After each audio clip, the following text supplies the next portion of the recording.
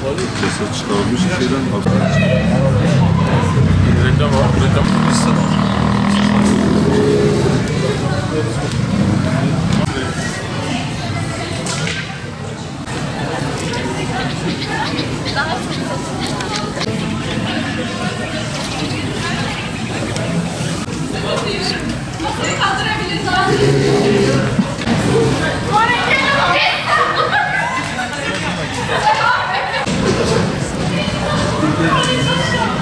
Tamamen bekliyorum.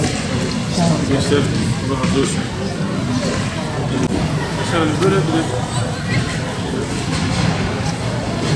Harran Üniversitesi'nde Erdemli Gençlik Kulübü'nün gençlerin açmış olduğu siyer yarışması standını ziyaret ettik. Allah razı olsun, gençlerimiz gayretli bir şekilde stand açtılar.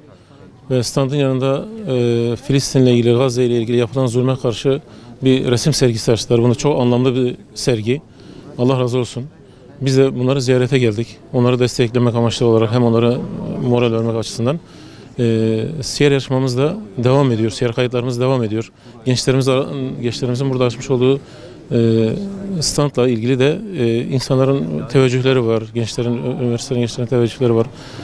Kayıtlarını yapıyorlar. Allah razı olsun. Bu da bir hayra vesile oluyor. Gençlerimiz bu konuda gayret ediyorlar. Allah razı olsun. Bu yarışmamızın kaybedeni yok, biliyorsunuz.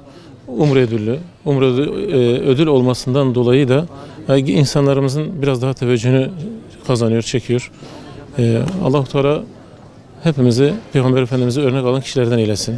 Gençlerimizi de bu yolda olanlardan eylesin inşallah. Allah razı olsun. Tabii öğrenciler için siyer yarışmasına girmelerinin en büyük sebebi de şu olmalı. Yani herkesin bir rol modeli var.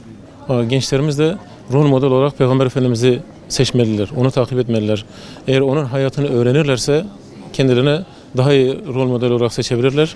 Onun insanlığa hidayeti, insanlığın kurtuluşuna vesile olması yönünü kendilerine rehber seçerlerse, bu şekilde hayatlarına uygularlarsa inşallah gençlerimizin hem dünyası hem ahireti kurtulacak.